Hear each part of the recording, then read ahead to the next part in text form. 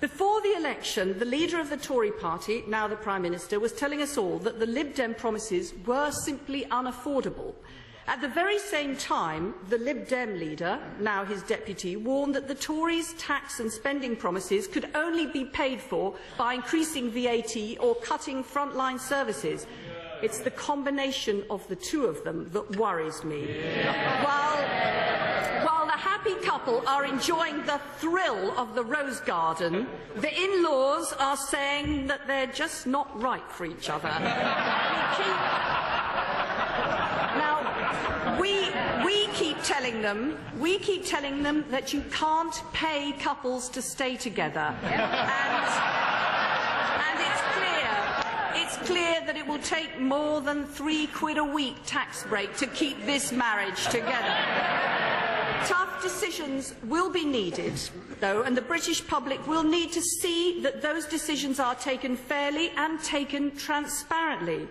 And despite what we've heard about accountability in the new politics, their decision to announce £6 billion worth of cuts in a press conference rather than to this House was a poor start. It was. Mr. Speaker, it was a poor start. When I was at Highshore School in my constituency on Friday, they were asking me whether they will be able to go ahead with their new rebuild. They and people all around the country want answers, not press conferences. Where the new government strengthens our democracy, we will support them. Where they give more power to the House to hold government to account, we will support them.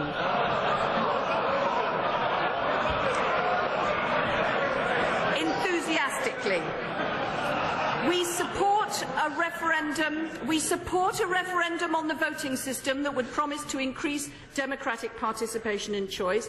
I congratulate the Deputy Prime Minister for the ease with which he's persuaded the Tories to have a bill on electoral reform. Well done. We agree with the right of voters to recall members guilty of serious wrongdoing. We agree that the House of Lords should be elected. We support the idea of fixed-term parliaments, but it should be 4 years, not 5. But we will insist that if the government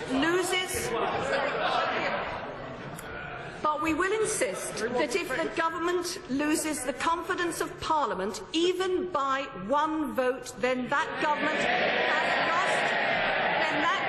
has lost its mandate and there must be the opportunity for fresh elections.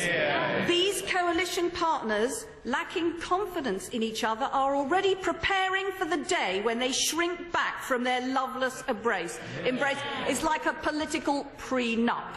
We will not support a 55% rule which would allow the government to cling on to office, having lost the support of the House. They have no mandate for that change.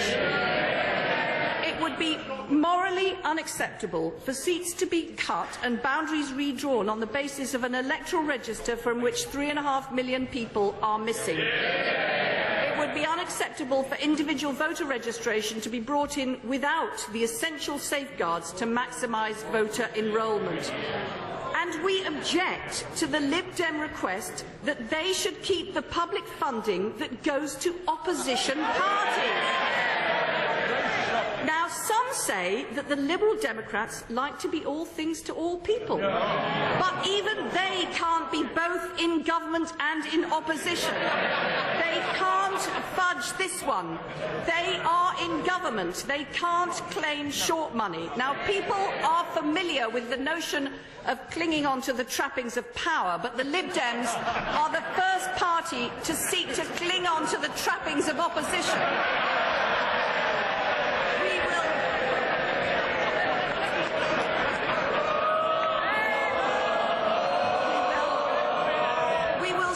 Completing the reforms proposed by the Right Committee, but we deplore their decision to demote the Leader of the Commons from being a member of the Cabinet, especially in the case of the Right Honourable Member for North West Hampshire, who played a significant part in bringing forward the Right Committee reforms. The Deputy Prime Minister has proclaimed a progressive agenda on political reform, But it is not progressive to politicise the police by putting them under the control of an elected police commissioner. It's not progressive to scrap the Human Rights Act, pack the Lords and rig the Commons. That's not new politics, and if that's what they try and do, we will oppose them. Mr. Speaker, the Lord address, I thought, was proposed superbly by my friend, the Right Honourable Member for Hitchin and Harpenden. That was a great speech, and like the Right Honourable Lady, I've tried to do my research. He is a well-known and passionate Eurosceptic. However, Mr. Speaker, I know his little secret. It was during the 1975 referendum campaign that he met his wife, Gail. She was the local secretary of the European movement, vigorously campaigning for a yes vote. And as the right honourable gentleman said, it's their wedding anniversary today. They've been happily married ever since. Now, as someone who's recently just got into bed with an ardent Europhile, I should perhaps ask some advice about how to hold the relationship together over a long period of time. Well, the way you're going on, it might be. Now, Mr. Speaker, I've also looked at some of the books the Right Honourable Member for Hitchin and Harpenden has written during his extensive career. There are thrilling titles like The End of the Keynesian Era, Benefits and Costs, Securing the Future of Social Security, Delusions of Income Policy, and then suddenly, as if from nowhere, Common Sense on Cannabis. I think we'll pass over that one. The one book I've been looking for is something he published in 1974, and it was called Lessons for Power. The only problem is this book has been so staggeringly successful that it is now out of print, unavailable, and when I contacted the honourable member's constituency office, they didn't have a copy. In government, the Right Honourable Member had a strong record of achievement as a minister. I'm very glad the Right Honourable Lady mentioned his work on overseas aid. Working with Bob Geldof to transform the debate within the Conservative Party, he did a great job. And in this House, he remains a committed advocate for his constituents. Now, Mr. Speaker, the Loyal Address was seconded, I thought, superbly by the Honourable Member for Bath. As he said, this is the first time in over 70 years that a Liberal has either proposed or seconded a Loyal Address, when Captain Frank Medlicott did so in 1939. I have to say, though, the Honourable Member for Bath did not give us the full picture. As far as I can see, after giving his speech, the captain sunk back into obscurity, was barely heard of again, and then 8 years later quietly joined the Conservative Party.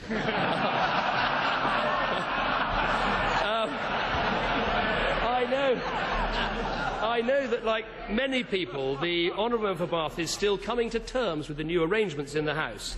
But now our parties are sharing everything. I've actually managed to get hold of a copy of his election leaflet, where he promised to, and I quote, fight against this new generation of home counties Conservatives. I cannot possibly think who he meant, but we're delighted to be sitting on the same benches. The Honourable Member also tried to play his part in bringing the 2012 Olympics to London, and the story goes that he was at Wimbledon. He was enjoying the hospitality and the refreshments, and he was overheard having a heated debate with a young woman about where the Games should be held. He argued passionately for London. She argued vigorously for New York. He couldn't understand why she was so stubborn, until they were introduced and he realised he was talking to Chelsea Clinton. The Honourable Member's made a significant contribution to the education debate in our country. He's a powerful champion of international development, and I thought both speeches were in the best traditions of this House. As was the speech of the acting leader of the opposition. But for me, the mystery remains. Why is she not standing for the leadership of the Labour Party? I have to ask, is she really content to stand aside and leave a field of front-runners consisting of two brothers and another man who stopped his wife from standing? Surely she would start. She would start with a natural advantage, and we hope she would, of course, rely on the vote of her husband, the Honourable Member for Birmingham Erdington, who we welcome to his place today. And, of course, as Deputy General Secretary of Unite Union, he wouldn't just yield one vote, but 2 million votes. Never mind transferable tax allowances for married couples. This is far more significant. And let me pay tribute to him individually, because he has achieved something remarkable. He is actually, I think, the first man in history to win a constituency with an all-woman shortlist.